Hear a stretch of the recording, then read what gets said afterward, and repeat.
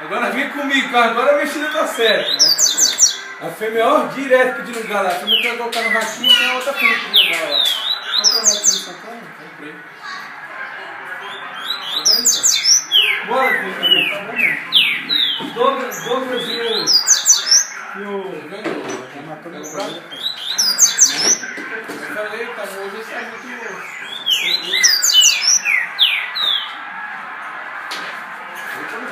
Esse ano uma fêmea isso aí.